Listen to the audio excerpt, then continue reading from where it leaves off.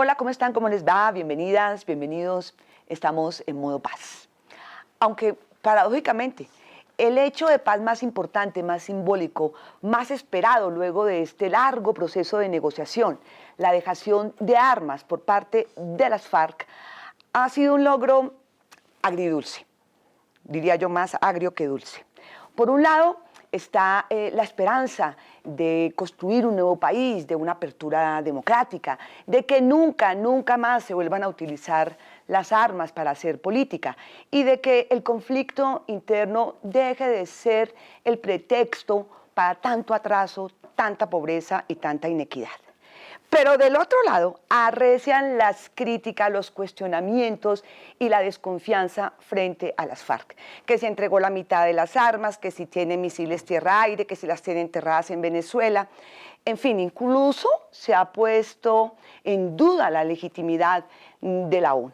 Pero dejando de lado la cuestión meramente política, lo más grave es el escepticismo y la apatía de muchos colombianos frente a la paz, seguramente cansados de esta larga y sangrienta guerra, y escépticos con esta incipiente paz que apenas comienza, que tiene todavía un camino largo por recorrer en los territorios, en los municipios alejados, que se empiece a ver la bondad de la paz. Pero un camino por recorrer también aquí en el Congreso, donde el próximo semestre se tienen que aprobar leyes importantísimas, columna vertebral del acuerdo de paz. Y un camino también muy largo por recorrer en la Corte Constitucional, que será la que dé el visto y la revisión final a todo lo aprobado aquí en el Congreso y todos los decretos expedidos por el gobierno en torno a la paz. Pues bien, para hablar de la paz, de la actividad en el Congreso, a pesar de que está en receso, vamos a conversar hoy con la senadora liberal Vivian Morales. Regreso.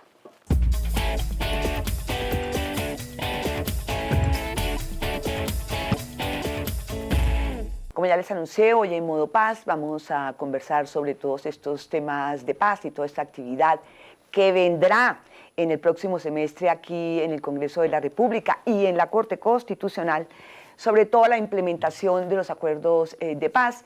Es senadora, miembro de la Comisión Primera del Senado, que es la comisión que trata asuntos constitucionales, y ella es una experta en temas de constitución. ¿Cómo vas, Vivian? Muy bien, Gloria. Encantada de estar contigo en el programa. Bien. A ver, senadora, yo incluso me tomé el trabajo de sacar algunas de las frases, porque ha habido análisis, debates, controversias, titulares de periódicos sobre el hecho indiscutiblemente importante de la entrega total de las armas por parte de las FARC. Adiós a las armas, bienvenida a la paz. Después de la dejación de las armas viene lo más difícil, que es la dejación de los odios, o la entrega de las armas fue una farsa, el desarme justifica de sobra la defensa de la paz. Para lograr este día ha valido la pena ser presidente, dijo el presidente Juan Manuel Santos. En fin, unos ven el vaso medio lleno y otros el vaso medio vacío. ¿A cuál pertenece usted? ¿Cómo lo ve usted, senadora? Yo pretendo ser lo más imparcial y lo menos prevenida para ver esto, porque es que mucho de lo que hay ahí son apreciaciones con intereses políticos, mediadas por intereses políticos. Yo estoy segura que este ha sido un hecho importantísimo en la historia de Colombia, eso no se puede negar, es un hecho histórico. En la presencia de las Naciones Unidas, el máximo organismo que podía ser veedor de esto, diciendo sí, se entregaron 7.300 armas, es decir, una por hombre, cuando en los anteriores procesos de paz era casi que el 0.3 o el 0.5 o menos por hombre. Es un hecho significativo, además no fueron armas ni hechizas, ni de mentiras, sino armas de verdad eficaces. Eso es muy importante. Lo que veo, y con tristeza, es que un hecho tan importante no haya calado profundamente en la opinión pública, y eso demuestra es como esa ruptura entre ese proceso que se ha vivido y el país. Y es triste, porque si había una bandera grande para nosotros en nuestra historia, era la de la paz. Claro. Y entonces sentir que un hecho que históricamente es tan importante no pasa por el corazón de los colombianos con fervor, nos hace reflexionar. ¿Qué está pasando? ¿Por qué se desperdicia, digamos, en la historia de Colombia semejante hecho tan importante? Yo creo que por muchos errores que se han cometido dentro del proceso, por mucha separación entre lo que la gente quiere, piensa y el proceso, y por mucha improvisación de parte del gobierno. Ya decía el presidente que valió la pena ser presidente para lograr ese día, para lograr esa imagen de la dejación de armas. Es que lo logró después de 7 presidentes, podríamos decir. Efectivamente es un avance indiscutible que por fin, luego de 200 años, con algunas interrupciones, los colombianos dejemos de utilizar armas para hacer política. Es que una de las promesas del discurso de Timochenko es ese: vamos a enterrar para siempre las armas. Pero aún más significativo, y usted me va a decir, senadora, qué piensa de eso, es que el gobierno tenga que presentar un acto legislativo que quede taxativamente en la Constitución que nunca más se van a utilizar armas para hacer política. Quiere decir que de ese lado y de este lado se han utilizado irregularmente armas para hacer política. Sí, Pleno siglo XXI. Lo malo es que en ese acto legislativo también fue incompleto. La verdad yo no estaba de acuerdo con esa redacción porque decía que a partir de la fecha se prohibía el ejercicio de la política con armas. No el ejercicio de la política, sino usar, digamos, las armas o a través de grupos paramilitares. Sí, se refería más solamente a eso un me sector, refiero, no al Ejército Nacional, por Dios. No, pero lo que pasa es que creo que ahí fue incompleto, porque no solamente el monopolio de las armas debe ser del Estado, sino el monopolio de la justicia y de la seguridad. Claro. Entonces allí se declaró solo el monopolio de las armas. Y resulta que en los sectores, en muchos territorios en donde las FARC estuvieron, no solamente fue monopolio, no solamente fue el ejercicio de las armas por parte de ellos, sino también que ejercieron la justicia y la seguridad a su manera en esos territorios. Claro, pero es que entonces no estaba eso era importante que también se reivindicara. De acuerdo, pero es que el gobierno el Estado no ha estado presente por los años en esos lejanísimos territorios que se ven tan lejanos desde los grandes centros urbanos. Allá sí que realmente es importante que llegue la paz y empiece a sentirse las bondades de la paz, porque aquí en las ciudades pues ya hemos visto la apatía general a la que usted hacía referencia frente a estos avances en materia de paz. Las ciudades no lo viven de la misma manera. No, de verdad, porque ya tanta guerra y tantos años nos habían generado una indiferencia a los colombianos. Además, los hijos de la gente que estaba en la ciudad no era la que estaba muriendo, no prestaban el servicio militar, y eso es gravísima, ese nivel de indolencia y de indiferencia, que es lo que también vemos ahora. Estamos tan alejados de la realidad de esos territorios que no sentimos los beneficios, pero también hay una cantidad de peros. En esos territorios termina una de las fuentes de violencia, pero Gloria Cecilia, tenemos que ser conscientes que siguen una cantidad de fuentes de violencia. Lo primero, en esos territorios el 80% sigue dependiendo de economías ilegales. Claro. Y las economías ilegales se ejercen bajo la presión armada. O sea, lo que sale de las FARC está entrando a través del Clan del Golfo, el crecimiento del ELN, y todo esto son circunstancias muy graves que quizás son las que no han permitido, digamos, tener toda la esperanza que podría dar el hecho de la entrega de esas armas. Bueno, hoy cuando estamos grabando este programa, hace apenas una media hora, una hora, me imagino que lo escuchó, senadora, que se anuncia un cese bilateral en las negociaciones con el ELN. Todos esperamos que se cumpla. Efectivamente, hay un montón de actores armados todavía, pero es que este es el fin de la violencia política. Ahora falta entrar a atacar la violencia criminal, que es la que subsiste todavía en los territorios. Pero que cese de disparar un ejército organizado y tan peligroso y tan antiguo como las FARC. Es importantísimo, sí. Es importantísimo. Es un hecho histórico. Quedan 14 disidencias. Nos habían hablado de una, parece que hay 14 frentes que tienen disidencias, pero obviamente ya esto lo que se va a integrar es en organizaciones criminales, sí, grupos armados, sí, organizados. Lo que sucede es que también la gente no puede distinguir entre la violencia que se aplicó por las FARC, que se volvió también extorsiva, que también tenía que ver con el narcotráfico, y la presencia ahora de esos grupos armados organizados que van a seguir haciendo lo mismo. Ese es el tema. Esos grupos armados organizados van a seguir con la extorsión, con las economías ilegales enriqueciéndose y armados, con presencias armadas en estas regiones que ya han introducido mucho temor y la muerte de más de 120 defensores de causas sociales, de derechos humanos, de restitución de tierras.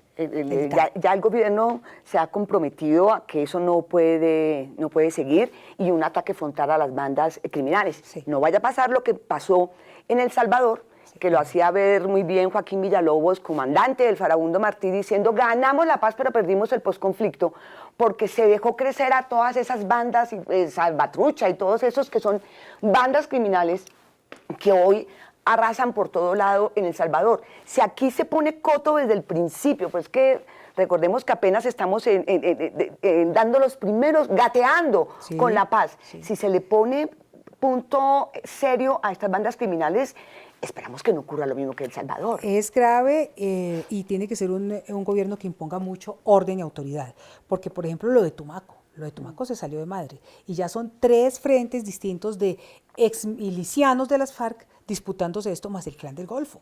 El gobierno, después de 6 años de negociaciones, tenía que estar clarísimo que esto es lo que podía pasar y tener, es decir, una respuesta muy rápida de presencia real del Estado, de orden y de todo el demás Estado, que es el Estado social, es la justicia, pero, y además la implementación, que va muy lenta. Va muy lenta. Yo de eso creo que hablemos más adelante.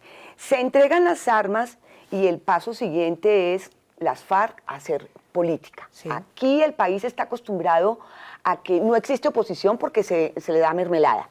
La otra oposición se hace armada. Hay demasiada corrupción alrededor de la política. Yo creo que esto deberíamos verlo, y sobre todo ustedes que tienen que hacer la política, como un paso importante en ese cambio, en esa apertura democrática que es... Sí, aquí hay elecciones y votos y demás, pero sabemos que es absolutamente restringida y pervertida por todo este humo de la guerra y por toda esta forma de no saber manejar la oposición, porque aquí el enemigo se elimina, no es un adversario político. Esto también es algo importante que espero que, como muchos colombianos, empiece a darse un cambio significativo en la forma de hacer política. Bueno, yo creo que sí, y voté a favor de que la FARC en la implementación tuvieran 5 curules en el Senado, 5 en la Cámara, pero lo que me parece es que en el acuerdo hay excesos, Gloria Cecilia. Hay un debate sobre el tema de las circunscripciones especiales que se piensan crear, que efectivamente no estoy de acuerdo, que son 16 curules más. Yo no creo que sea proporcional, que porque van a participar en política se les entreguen casi 26 curules en el Congreso. 5 en el Senado y 5 en la Cámara es suficiente, con una financiación. Pienso que hay excesos en esa reglamentación y que tienen que ganarse la política como se lo tienen que ganar también, con sus argumentos y su nueva presentación ante el país. Ahora, en el Congreso yo le quiero decir, yo sí he sentido, yo que ya llevo haciendo política 25 años, la presencia de una oposición que es la del Centro Democrático, y ha sido importante. Sí. Ha sido importante, ha sido un grupo que ha planteado una oposición que yo nunca la había vivido en el Congreso. Nunca habíamos sentido un grupo firme en su oposición que no fuera fácilmente negociable con el gobierno, porque las oposiciones que siempre vivimos eran oposiciones de rabietas, mientras por la noche miraban a ver cómo volvían a negociar, cómo se fortalecían y negociaban a punta de burocracia y de clientelismo. Entonces, bueno, ya vemos una oposición ahí en el centro derecha, que es importante. Esperemos que las FARC puedan articular una política que va a ser también de oposición importante, pero lo que sí no estoy de acuerdo es que tengan privilegios y que, por ejemplo, empiecen con una financiación mucho más alta que la que tienen el Polo, los Verdes, incluso casi superior a la del Partido Liberal. Entonces, ahí, en esos temas ha habido excesos que son los que la gente también ha salido a criticar, pero es muy importante ese tránsito de las armas a la política con los argumentos, que fue lo que Timochenko dijo ese día. Y que viene ahora, en este segundo semestre, con las circunscripciones especiales de paz y la columna vertebral del acuerdo, que es ya la ley reglamentaria de la Justicia Especial para la Paz, que es un tema bien gordo y bien candente. Me voy a este primer corte y regreso para seguir conversando aquí con mi invitada, la senadora Vivian Morales.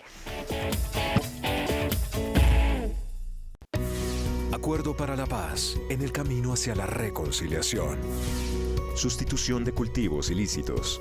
Se creará el Programa Nacional de Integración de Sustitución y Desarrollo Alternativo de la mano de las comunidades afectadas por cultivos ilícitos y con el apoyo de las autoridades nacionales. Así, las comunidades podrán participar en el diseño, ejecución y seguimiento de implementación. Se creará una estrategia integral para desarticular y judicializar de manera focalizada las redes del narcotráfico en el territorio. El gobierno se compromete a fortalecer la lucha contra el lavado de activos en todos los sectores de la economía y a establecer estrictos controles a la producción y tráfico de insumos y a la producción de narcotráfico. Se creará el Programa Nacional Integral de Sustitución de Cultivos Ilícitos. Este programa será la autoridad competente en cabeza de la Presidencia de la República para desarrollar este programa y trabajará de la mano de las autoridades departamentales y municipales. Es parte fundamental del programa la propuesta de la sustitución de cultivos ilícitos a campesinos de manera voluntaria. Esta propuesta también incluye la formalización y acceso a la tierra, asistencia técnica, estímulos a la economía solidaria, mercadeo y comercialización, acuerdos con las comunidades, priorización del territorio, recuperación ambiental y programa de prevención del consumo y salud pública a los habitantes del campo que se acojan a ella.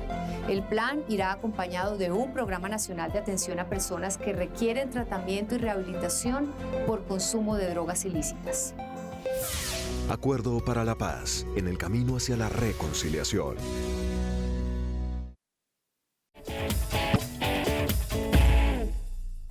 Como ya lo decía en el segmento anterior, una de las frases más importantes del discurso del presidente en el acto de entrega de armas de las FARC es: para lograr este día valió la pena ser presidente, y mencionábamos por encima cómo 7 presidentes lo intentaron hacer.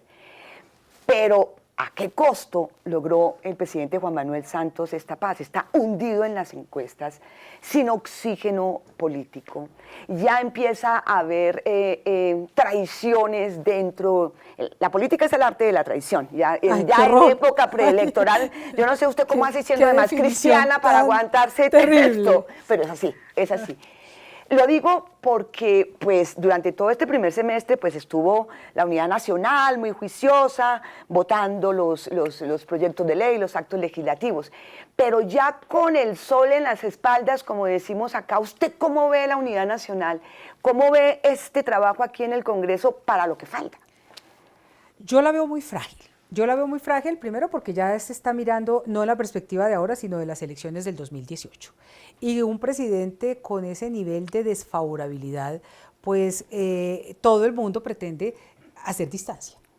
En el cálculo electoral pretenden hacer distancia, pero también en los grandes errores que ha cometido el presidente. Es que me parece lo triste de todo esto y lo paradójico es semejante bandera tan hermosa, tan importante como era la paz, que fue que por malos, por un manejo a veces inadecuado, arrogante del presidente, termina teniendo esta paz, pero con un país dividido.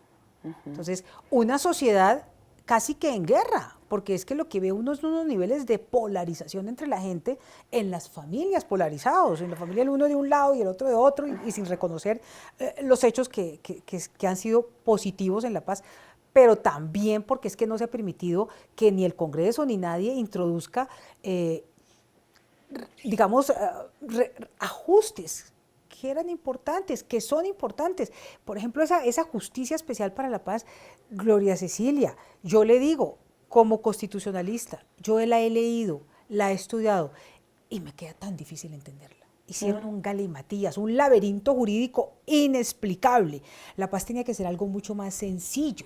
Esas 320 páginas tan farragosas y todo eso que pretendieron meterlo en la Constitución, eso ha sido demasiado enredado. Es que es increíble que ya sabemos que un acuerdo de paz es fundamentalmente un acuerdo político, y aquí está en una enmarañada jurídica de incisos y de actos legislativos que a veces resulta inexplicable. Es como si se quisiera garantizar a través de toda esta vericuetos jurídicos lo que no tienen legitimidad. ¿Cree usted que de pronto eso es lo que ha permeado esta y lo que le choca a la gente, porque es que en el fondo uno empieza a ver, bueno, haber negociado con las FARC, perfecto, su situación jurídica, amnistías e indultos, y cómo vamos a definir el tema de los delitos de lesa humanidad, su seguridad, demos garantías a la vida, su participación en la política, demos garantía de la participación en política, pero de ahí volver y tomar todo el sistema judicial colombiano y cambiarlo y tratar de hacer una reforma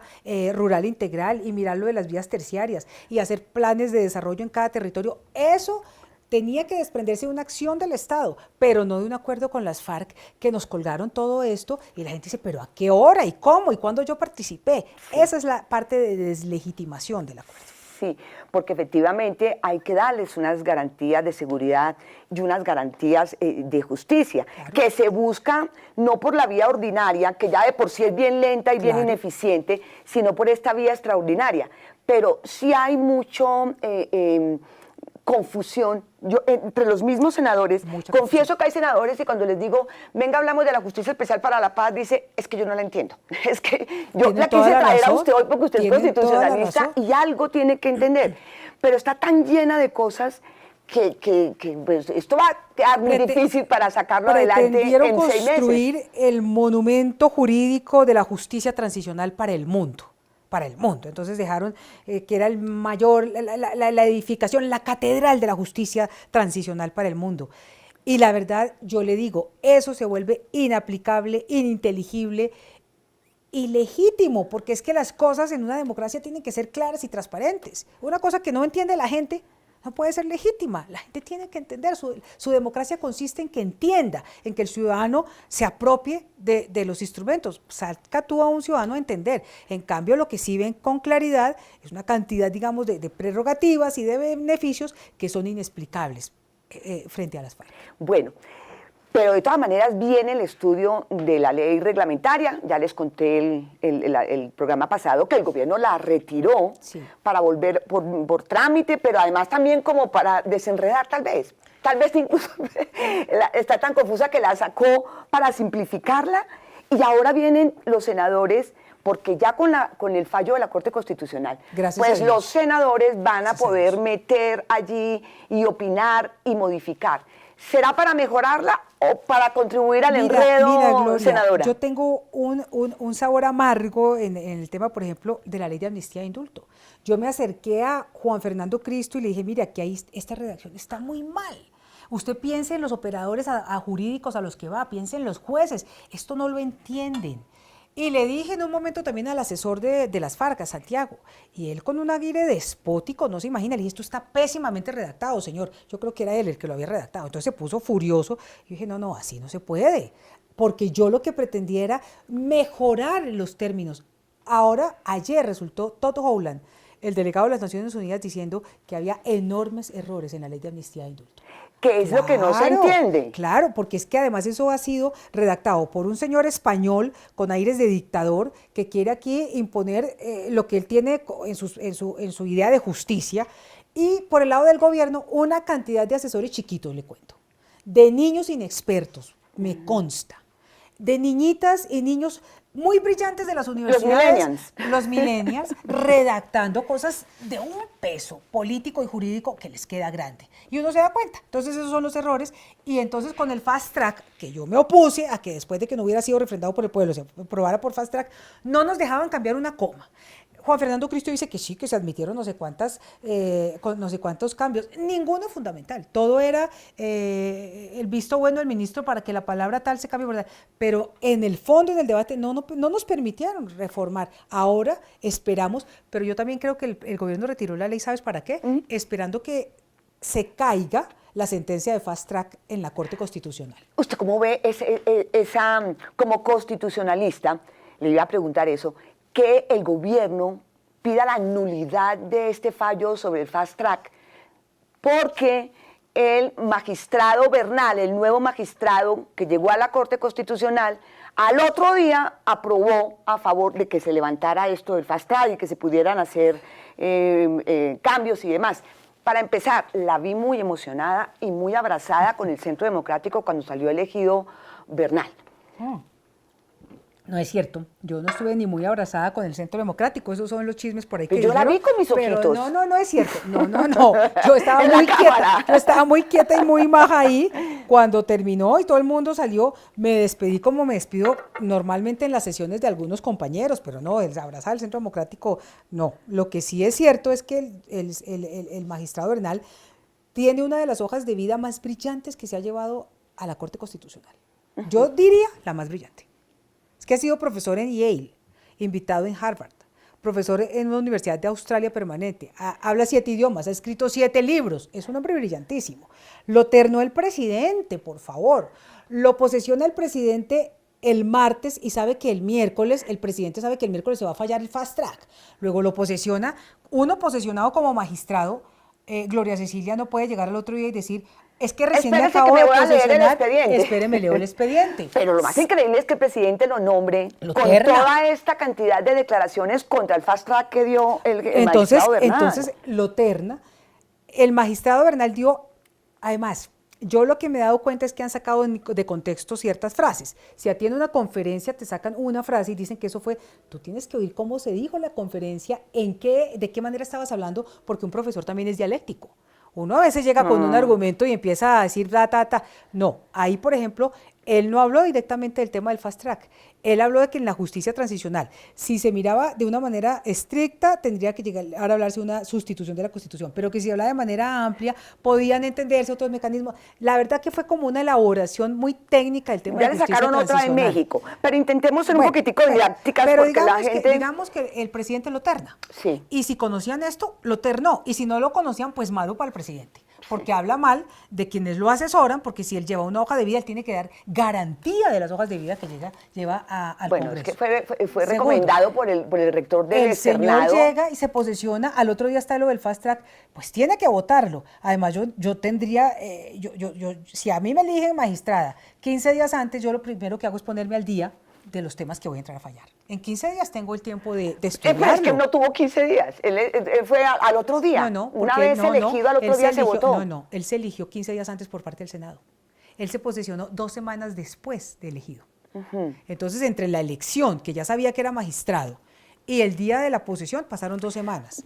Cualquiera puede estudiar un expediente. Eso es claro. Bueno, pero el caso es, ¿usted sí ve posibilidades que la Corte Constitucional acepte el fallo de nulidad presentado por el gobierno y que se logre otra vez el fast track y que no puedan intervenir y que no pueda, que se tenga que votar en bloque? Lo que estoy es aterrada de lo que el gobierno hizo ahí. Primero, la Agencia de Defensa Jurídica del Estado no me parece que tenía legitimidad, la Corte tendrá que decirlo, porque ella no intervino en el proceso.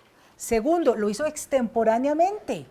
El término se vencía el 13 y la agencia dice que se vencía el 14 haciendo una interpretación de fechas que no cabe porque en un borrador que pasaron a la prensa decía que se vencía el 13.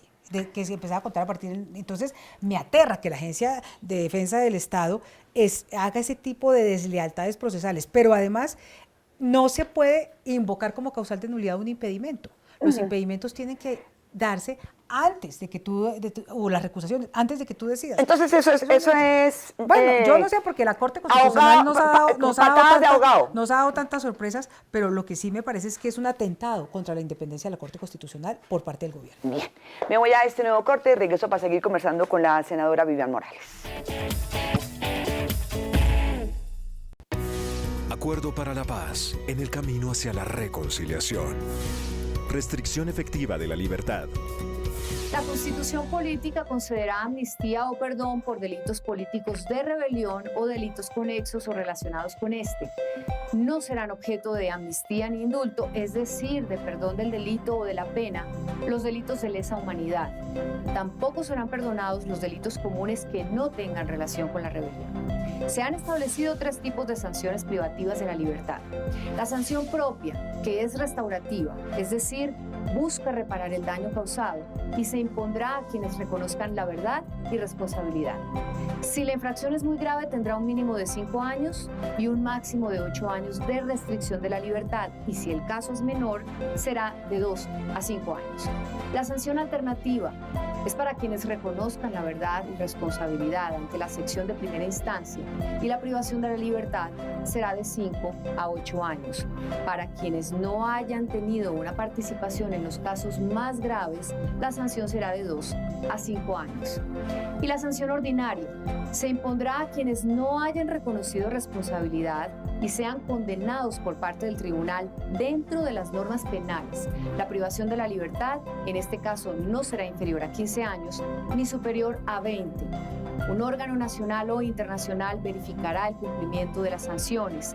No se concederá extradición ni se dictarán medidas de aseguramiento con fines de extradición por delitos cometidos durante el conflicto armado y con anterioridad a la firma del acuerdo final, pero sí por delitos que se cometieron después de la firma del acuerdo. Las sanciones impuestas por la Jurisdicción Especial para la Paz no inhabilitarán ni limitarán la participación en política.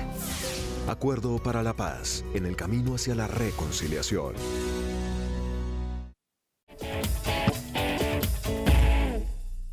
No sé si lo notó, senadora, pero tanto Timochenko como el presidente Juan Manuel Santos saludaron a las distintas iglesias allá en la ceremonia de entrega de las armas. Textualmente, representantes de las distintas iglesias que se han sumado a este proceso. Timochenko, comunista, ateo. Ajá. El presidente, miembros de las demás iglesias que nos acompañan. ¿A su iglesia, la Casa de la Roca, la invitaron allá a la ceremonia? Pues no lo sé. No. A mí no he hablado con el pastor si lo invitaron a esta ceremonia o no lo sé. Yo creería que sí, porque ahí ha habido un grupo importante que ha apoyado el proceso de paz. Entonces yo pensaría que sí, pero fíjese que a mí lo que me llama aquí la atención es un tema. Hoy ya hablamos de las iglesias en Colombia. Antes del 91 solamente se reconocía la Iglesia Católica, hoy hablamos de las iglesias, y me parece otra cosa importante, ahora que han querido exacerbar el tema del Estado laico, y que estamos en un Estado laico, y entonces es prohibido tener convicciones religiosas y expresarlas públicamente. Mire, ahí está, señores de las iglesias, y lo vamos a ver también cuando venga el Papa. Entonces usamos el Estado laico para darle duro a los cristianos que estamos en la vida pública, pero cuando los necesitamos, entonces sí los incluimos. Le pregunto porque ella fue la primera que llegó al Congreso de la República en representación de una de las iglesias cristianas y asesoró en la constituyente para que se abriera la religión, que no fuera solamente la declarado al Sagrado Corazón, sino a todas estas iglesias. Pero mi pregunta es, senadora, ¿se imaginó usted, 27 años después, que las iglesias cristianas iban a tener este poder y que iba a haber miles y miles de iglesias cristianas por todo el país y metiéndose en política? En los años 60 era menos del 1% de la población. Impresionante. En los años 60. Hoy no se sabe, puede ser el 15 o el 20% de la población. En Centroamérica, por ejemplo, es el 50% en algunos países de Centroamérica. Y en Brasil ni se diga, le quiero recordar, y en Brasil senadora, también es una fuerza muy importante, como han crecido las iglesias cristianas en América Latina. Y por supuesto, si crece el número de ciudadanos cristianos, pues va a crecer el número de su impacto en la sociedad, o eso es lo que uno espera, sí, y que actúen con valores y principios cristianos en la sociedad. Yo esperaría que sí, y que realmente se notara, porque es que lo triste sería que crezcan y que la corrupción, como pasa en este país, crezca también. Entonces, nuestra presencia como cristianos tiene que ser transformadora de una sociedad. A eso iba, porque yo creo que lo que se ha visto, los escándalos, los millones de algunos cristianos, ¿cómo les dicen a ustedes? ¿Son qué? ¿Cristianos? ¿Cómo se les dice al que echa los sermones? Pastores. Pastores. A muchos pastores enriquecidos, iglesias de garaje, ¿no valdría la pena entrar como a reglamentar, como a meter un poco más de cuidado a la solicitud y al permiso de tantas iglesias cristianas, Yo creo que muchas de ellas no son tan ajustadas ni tan éticas como usted misma lo estaba Gloria señalando? Cecilia, aquí hay que hacer una distinción.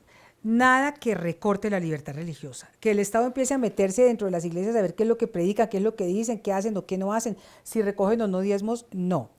El tema es si tienen que investigar a personas que han actuado por fuera de la ley, pues cualquier persona que actúe por fuera de la ley está por la obligación del Estado de investigarla. Si llega a haber líderes que bajo la vestidura de la religión hacen cosas indebidas, pues tienen que pagar por sus delitos, si hay abusos sexuales, si hay enriquecimiento ilícito, son delitos. Pero eso no quiere decir que entonces se le abra la puerta al Estado para limitar la libertad religiosa. Bueno, y la actividad política, porque pues mucho tiempo la Iglesia Católica dominó, pero nunca vimos a un sacerdote ni a nadie de la Iglesia en el Congreso, o de alcalde, o de vicepresidente, como espera el exprocurador Alejandro Ordóñez, que llegue al poder un cristiano, un pastor, creo. Esa utilización de la religión o de la actividad religiosa con la política mezclada genera también una división más de la que ya tenemos en este país.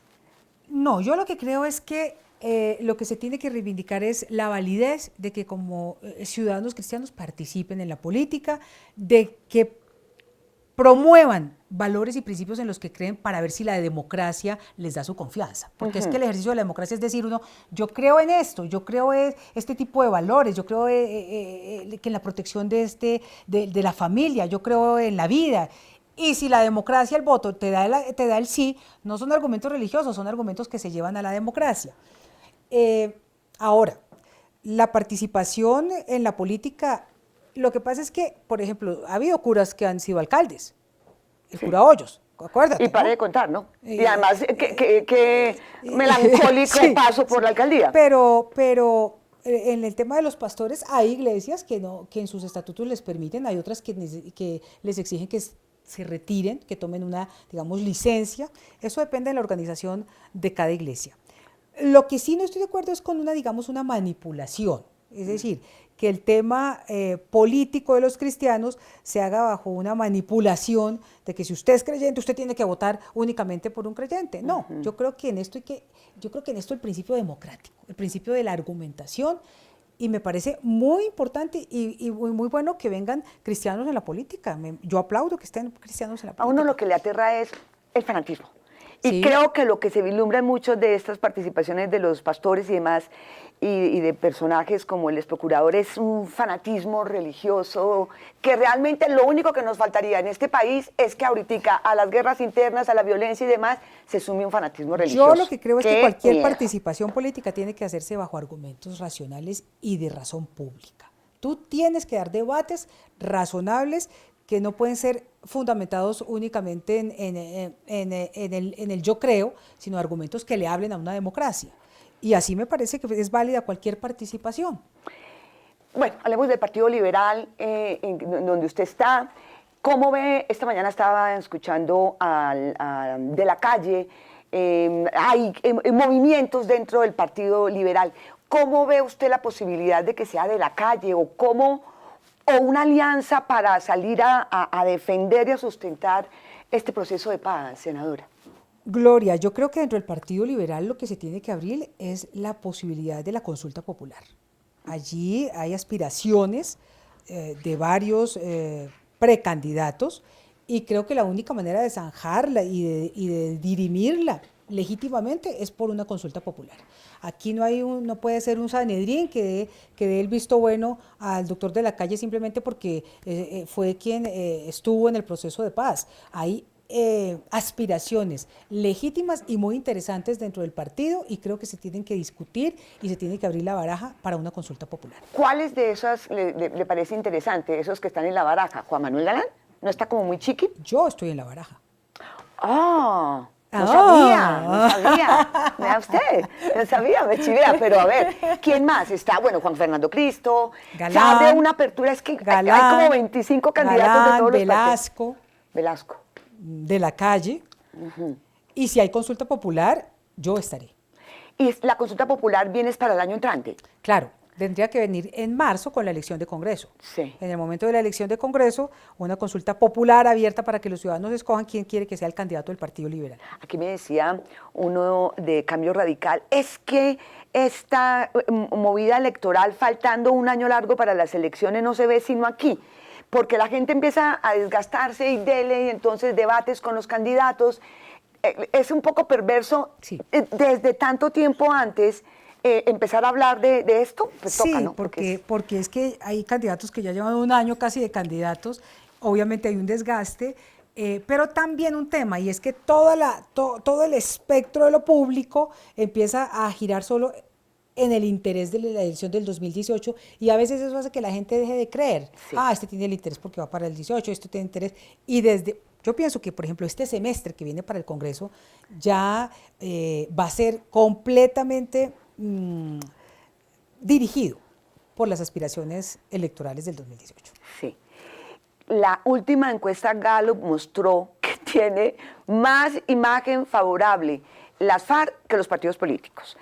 Obviamente que la desfavorable es del 80%, pero en favorable le sube a los partidos políticos. Es gravísimo. ¿Qué hacer con este desprestigio de los partidos políticos? Es gravísimo y es culpa, y eso significa que hay que hacer un gran señalamiento a las direcciones de los partidos políticos. No han sabido sintonizarlos con el pueblo. Creo que la corrupción le cae a todos los partidos Esto es una políticos, cosa aterradora. y esos resultados en las encuestas es la factura de cobro que hace la opinión pública, porque siente que todos los partidos están mezclados con la corrupción, que han hecho de la política simplemente el ejercicio de la chequera, de los cargos, de la contratación, y ese es el cobro que se hace, y eso es, creo que, el gran desafío histórico que tienen los partidos políticos, porque también es muy peligroso dejar acabar los partidos. Mira Venezuela nomás, mira Venezuela nomás. Y ni se diga el desprestigio de la Corte Constitucional, de la rama, de la institucionalidad, de la rama judicial. Ahí no se salva nadie, ni nosotros los periodistas. Hay un escepticismo y un pesimismo general en el país que espero vaya tomando un rumbo diferente. Senadora, muchas gracias. Estamos aquí, están en receso los senadores, pero como ustedes ven, estamos aquí en el Congreso y se están moviendo porque incluso se está rearmando una nueva unidad nacional para que el gobierno pueda sacar adelante los proyectos, sí, ¿no es cierto? Muy seguramente el Partido Conservador, yo siento que se va a salir de esa unidad. Seguramente generará con el Centro Democrático alianzas pues con miras al 2018, y la votación de los últimos proyectos del Congreso, el gobierno se vio a gatas para lograr las mayorías que necesita para sacar esos proyectos. Y que no se nos olvide que todo lo que se aprueba aquí, que todos los decretos que expide el gobierno, el visto bueno final, la bendición final la da la Corte Constitucional, que no ha entrado a revisar todavía nada de lo que se ha debatido aquí, ni de lo que el gobierno ha expedido. Y que fue lo que aplaudieron. Es que yo no entiendo ahora por qué están tan bravos cuando De la Calle anunció que por primera vez las FARC aceptaban a una corte que hiciera el control de los acuerdos, y que eso significaba que se sometían a la institucionalidad en Colombia. Y entonces la Corte reivindica la independencia del Congreso y ya no les gustó. Ya. Ay, Dios mío, trabajo complicado le queda a usted y a todos los congresistas, y una responsabilidad enorme para sacar todas estas implementaciones de los acuerdos de paz. Como siempre, gracias por acompañarnos, gracias por estar ahí. Nos vemos la próxima semana con otro tema de interés. Espero que podamos hablar de la ley de tierras, otro tema candente que les corresponderá estudiar el próximo semestre aquí a los senadores y representantes. Adiós.